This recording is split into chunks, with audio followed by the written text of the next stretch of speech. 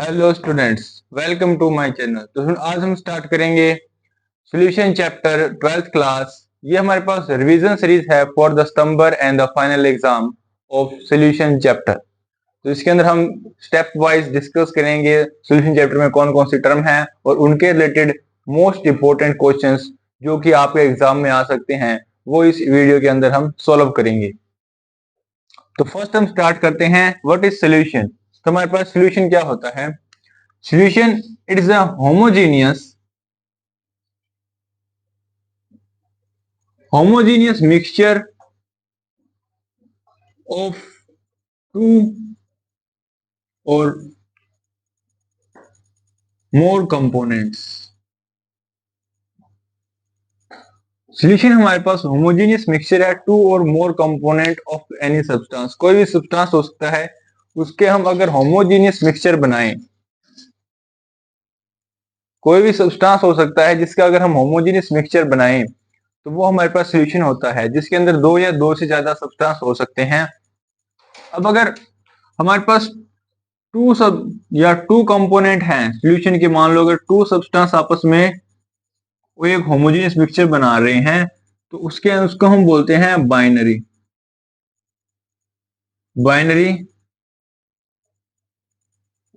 Solution.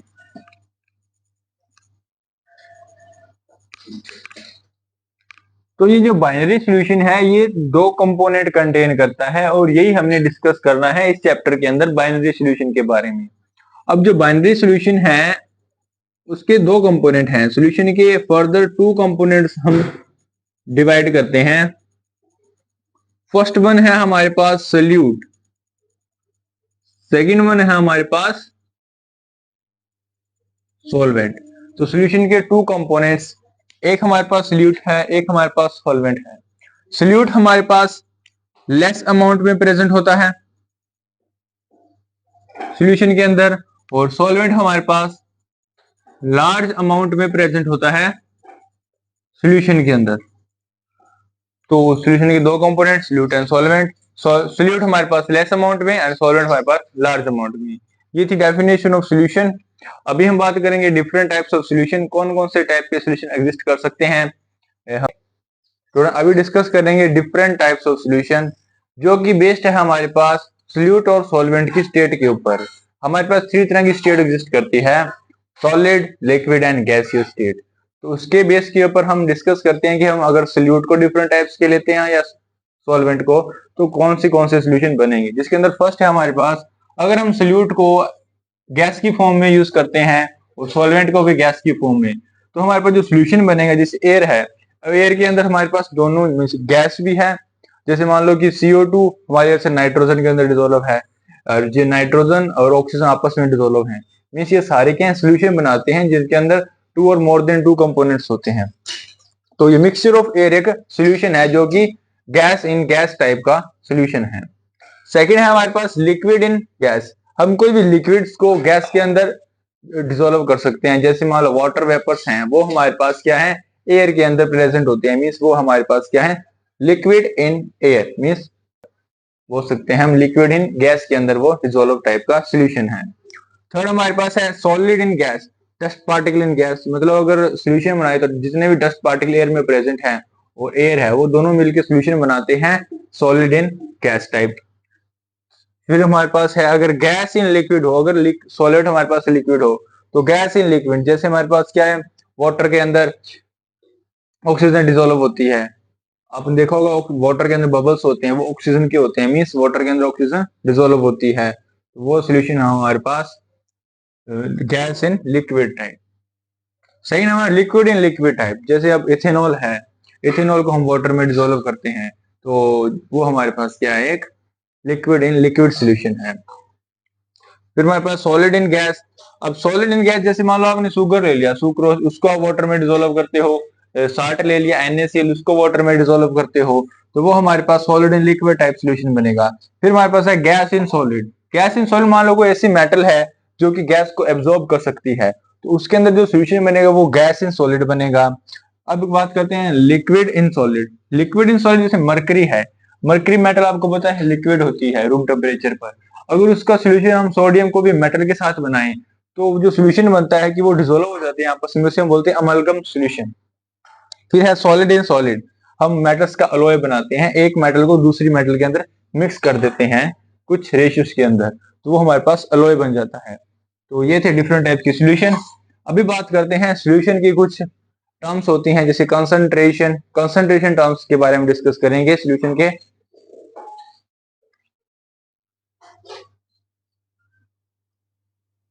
तो आपको ये विजिबल नहीं था, लास्ट टाइप है हमारे पास कॉपर मिक्स विद गोल्ड, एक अलॉय सॉल्यूशन है।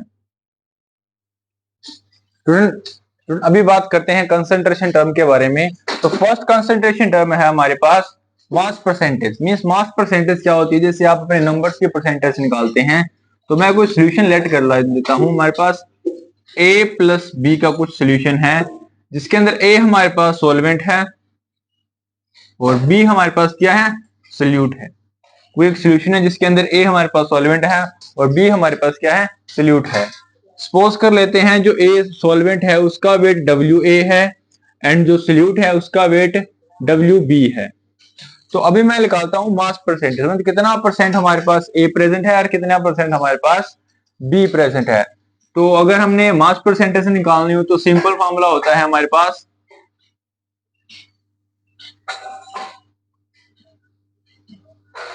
मास, सिंपल फॉर्मूला है हमारे पास mass of one component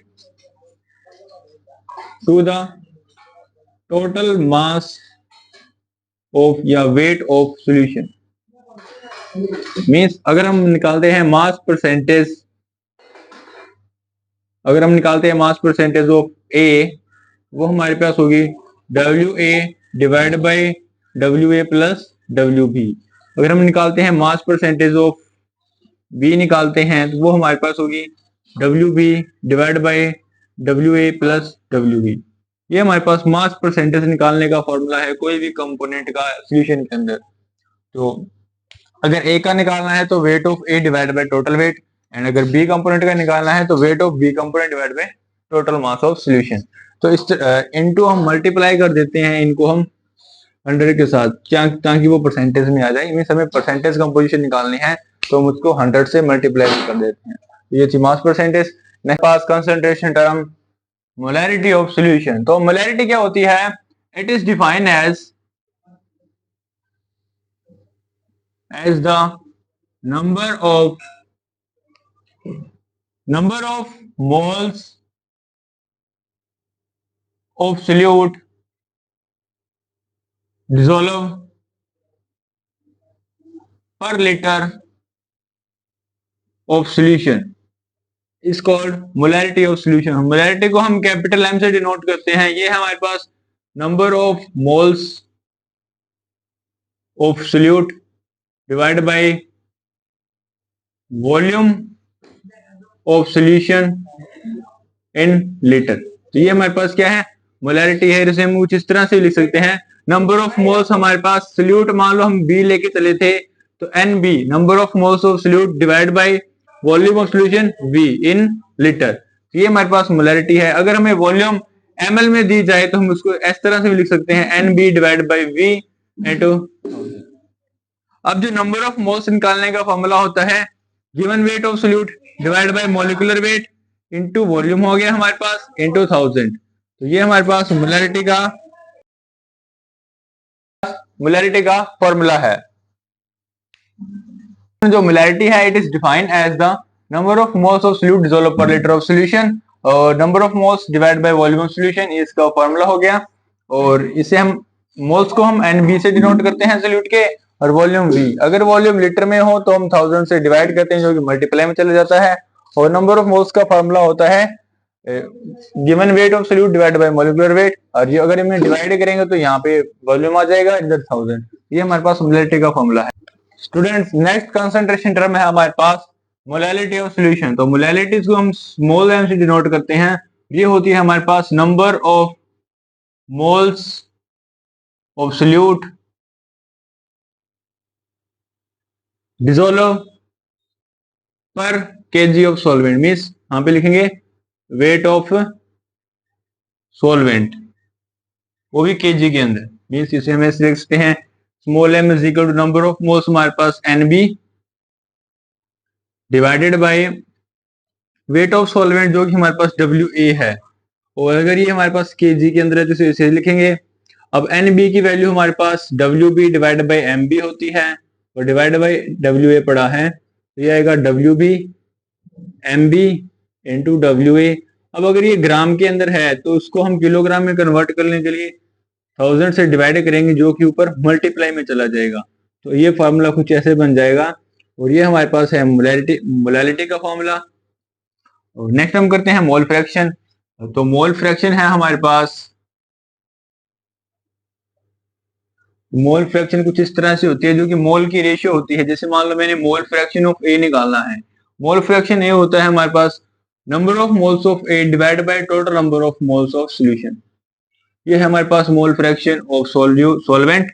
next बात करते हैं एक्स बी, वो हमारे पास है N B divide by N A plus N B. ये हमारे पास आ गया मोल फ्रैक्शन ऑफ सॉल्यूट। और इन दोनों का जो सम होता है एक्स ए प्लस एक्स बी वो ऑलवेज 1 होता है, और ये हमारे पास हो गया मोल फ्रैक्शंस। नेक्स्ट हम बात करेंगे नॉर्मेलिटी की तरफ।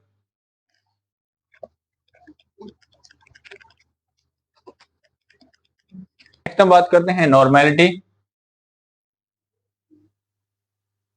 तो नॉर्मेलिटी क्या होती है, इसको हम कैपिटल एन से डिनोट करते हैं। कैपिटल इक्वल होता है हमारे पास number of gram equivalent of solute dissolve पर litre of solution, means volume of solution in litre. तो ये हमारे पास नॉर्मेलिटी का फॉर्मूला होता है। और जो नंबर ऑफ ग्राम इक्विवेलेंट होते हैं वो हमारे पास होते हैं given mass divide by equivalent mass of solute. उसके बाद में हमारे पास वॉल्यूम इधर एल के अंदर। अभी एन को हम इस तरह से लिख सकते हैं गिवन मास, और जो इक्विवेलेंट मास होता है स्टूडेंट उसका फॉर्मूला होता है हमारे पास, इक्विवेलेंट मास होता है मॉलिक्यूलर मास या molar mass of any component divide bye Z. Z हमारे पास बेसिसिटी भी हो सकती है, एसिडिटी भी हो सकती है, और नंबर ऑफ इलेक्ट्रॉन ट्रांसफर भी हो सकते हैं। तो इसे हम लिख देंगे given mass divide by molar mass, और इसको हम डिवाइड करते हैं जेड से, और इसके डिवाइड में पड़ा है वॉल्यूम। तो देखना स्टूडेंट, इसको ये वाली टर्म नीचे आ जाएगी, वॉल्यूम लीटर के अंदर है, तो ये बनेगा given mass divided by molar mass into volume we, और ये जो यहाँ पे जेड है। अब अगर वॉल्यूम ml में है तो हम 1000 से उसे इसे डिवाइड करेंगे तो वो मल्टीप्लाई में चला जाएगा। तो हमारे पास नॉर्मेलिटी का फॉर्मूला कुछ इस तरह से बन जाएगा, molar mass given mass divide by molar mass into हमारे पास ये जेड ऊपर चला गया, Z into 1000 divided by volume. तो ये हमारे पास नॉर्मेलिटी का फॉर्मूला है। और स्टूडेंट ये जो फॉर्मूला है आपको दिख रहा होगा, ये जो फॉर्मूला है ये हमारे पास मोलैरिटी का है, मोलैरिटी का, जिसे हम ऐसे भी लिख सकते हैं। और ये रिलेशन हो गया मोलैरिटी एंड नॉर्मेलिटी के बीच में। ये मोलैरिटी का फॉर्मूला भी हो गया स्टूडेंट्स, और ये सारा मोलैरिटी नॉर्मेलिटी का फॉर्मूला ये बनेगा। तो अभी गिवन वेट हमारे पास WB होता है, मोलर वेट हमारे पास MB होता है सॉल्यूट का, इधर Z आ जाएगा, फिर इधर 1000 डिवाइडेड बाय इधर वॉल्यूम इन ml। ये हमारे पास नॉर्मेलिटी का फॉर्मूला है। अभी हमने कंसंट्रेशन टर्म सारी कर चुके हैं। अभी नेक्स्ट हम बात करते हैं सॉल्यूशन, और टर्म है हमारे पास solubility of solids in liquid, जिसके अंदर हम बात करेंगे सॉल्युबिलिटी मींस सॉलिड लिक्विड में डिसॉल्व होते हैं। तो सॉल्युबिलिटी मींस कि कितनी पावर है कोई भी सॉल्यूट की या सॉलिड सॉल्यूट की एक लिक्विड में डिसॉल्व होने की, उसे हम सॉल्युबिलिटी बोलते हैं। अब सॉल्युबिलिटी को कैसे मेजर किया जाता है, जैसे amount of solute dissolve in 100 gram of solvent at a given temperature to form saturated solution. अब एक 100 ग्राम का सॉल्यूशन ले लिया मैंने, जैसे वाटर ले लिया, वाटर के अंदर मैंने मान लो NaCl को डिसॉल्व करना है, तो मान लो 100 ग्राम वाटर के अंदर 10 ग्राम ही NaCl डिसॉल्व हो सकता है। अगर 10 ग्राम से अबव या 10 ग्राम से बिलो NaCl रखेंगे तो वो सॉल्यूशन परफेक्ट नहीं बनेगा। जो परफेक्ट सॉल्यूशन होता है जिसके अंदर इक्वल मॉलिक्यूल्स को इक्वल आयंस मिले, उसके अंदर उसे हम सैचुरेटेड सोल्यूशन बोलते हैं। और ये सैचुरेटेड सोल्यूशन एक फिक्स अमाउंट में बनता है, और जितनी मान लो 10 ग्राम NaCl डिसोल्व होना है 100 ग्राम वाटर में, तो वो एक सैचुरेटेड सोल्यूशन बनेगा। और जो सोल्युबिलिटी है NaCl, मतलब कैसे डिसोल्व होगा, कितनी पावर में डिसोल्व होगा, कितनी जल्दी डिसोल्व होगा, वो उसकी सोल्युबिलिटी होती है।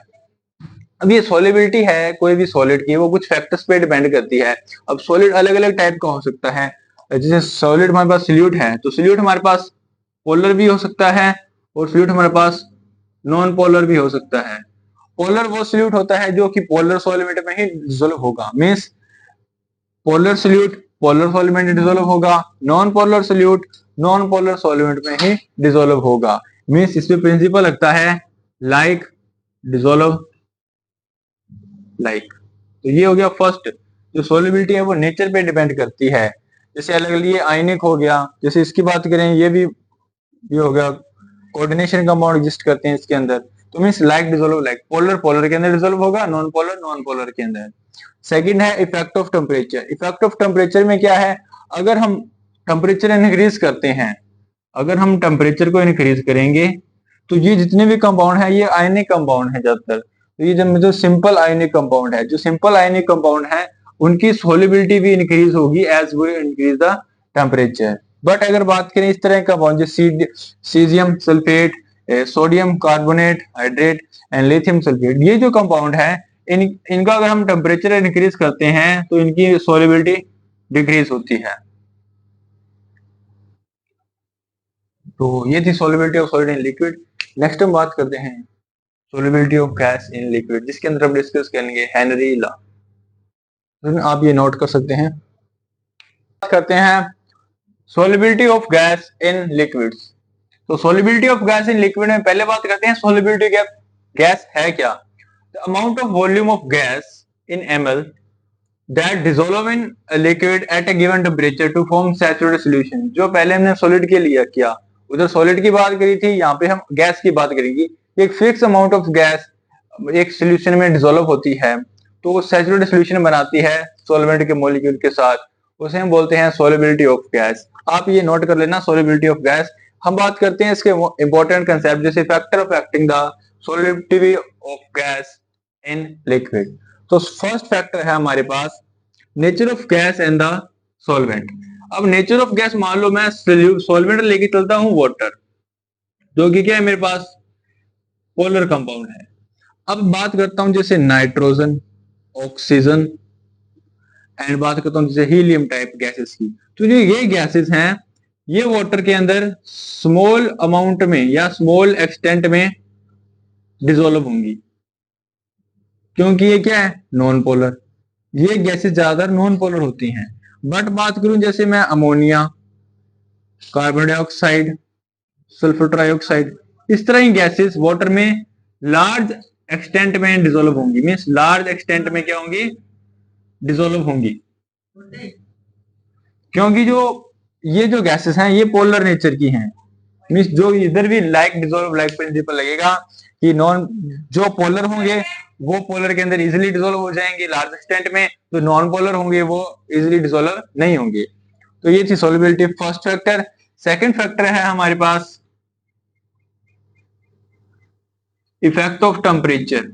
अगर बात करें इफेक्ट ऑफ टेम्परेचर की, तो इफेक्ट ऑफ टेम्परेचर जैसे मान लो मैं लिक्विड में कोई गैस डिसोल्व करता हूं। अब अगर गैस क्या है वेपर फेस में है, तो गैस है क्या, जैसे टेम्परेचर बताऊंगा गैस के मॉलिक्यूल दूर दूर जाने की ट्राई करेंगे, मीन सॉल्युबिलिटी क्या होगी, डिक्रीज होगी। वो लिक्विड में डिसोल्व नहीं होंगे कि उससे एक्सकेप कर जाएंगे उधर से। मीन सॉल्युबिलिटी इधर क्या होगी, डिक्रीज एज टेम्परेचर इंक्रीजेस। अगर हम टेम्परेचर इंक्रीज करते हैं सॉल्युबिलिटी ऑफ गैस डिक्रीज होगी। थर्ड फैक्टर है हमारे पास इफेक्ट ऑफ प्रेशर। तो इफेक्ट ऑफ प्रेशर के अंदर क्या है, अगर हम कोई भी लिक्विड है, जैसे ये लिक्विड है, इधर कुछ गैसेस हैं, अगर ऊपर पिस्टन लगा के हम अगर प्रेशर इंक्रीज करेंगे, इसके ऊपर कोई एक्सटर्नल प्रेशर लगाएंगे, तो जो गैस के मॉलिक्यूल है क्लोज क्लोज होंगे और इस लिक्विड में क्या होंगे, डिसॉल्व हो जाएंगी। मींस सोल्युबिलिटी हमारे पास इंक्रीज होती है अगर हम ज्यादा प्रेशर अप्लाई करते हैं। Means if we increase the pressure gas easily dissolve in the liquids mean solubility increase होगी as we increase the pressure। But कितने अमाउंट में डिसोल्व होगी कोई भी गैस, वो कितने अमाउंट में डिसोल्व होगी उसे हम मेजर करते हैं मोल फ्रैक्शन की टर्म में। तो ये मोल फ्रैक्शन और मास की टर्म में हम मेजर करते हैं। हेनरी के अकॉर्डिंग क्या होता है, the mass of gas dissolving in liquid is directly proportional to the pressure applied. मतलब जितना प्रेशर अप्लाइड होगा उतनी ही हमारे पास क्या होगी, मास उसका डिसॉल्व होगा। और इसको आगे मॉडिफाई किया गया, तो इसके अंदर मास की जगह हम यूज करते हैं मोल फ्रैक्शन। तो मास की जगह मोल फ्रैक्शन यूज करें तो x directly proportional to p है हमारे पास। x हमारे पास मोल फ्रैक्शन ऑफ गैस है जो कि डिसॉल्व होगी लिक्विड के अंदर। अब जो गैस वो किस तरह से काम करेगी, एज ए सॉल्यूट भी बोल सकते हैं क्योंकि सॉल्यूट ही सॉल्वेंट के अंदर डिसॉल्व होता है। तो ये x क्या है, सॉल्यूट के मोल्स होंगे, वो डायरेक्टली प्रोपोर्शनल प्रेशर के। तो ये हमारे पास है मोल fraction of gas that dissolve in liquid at a given pressure, वो डायरेक्टली प्रोपोर्शनल है। इधर प्रोपोर्शनलिटी हटाते थे, कांस्टेंट k डैश आता है जिसको हम प्रोपोर्शनलिटी कांस्टेंट बोलते हैं। अभी इसको हम ऐसे भी लिख सकते हैं 1/k इंटू एक्स, और ये 1/k हैश करने से हम बोलते हैं KH, और इस KH का नाम है, KH है हमारे पास हेनरी कांस्टेंट। ये KH हमारे पास हेनरी कांस्टेंट है स्टूडेंट, और यही हमारे पास हेनरी लॉ है जो कि जितना प्रेशर अप्लाई करेंगे उतने अमाउंट ऑफ गैस एक लिक्विड में डिसॉल्व होगी।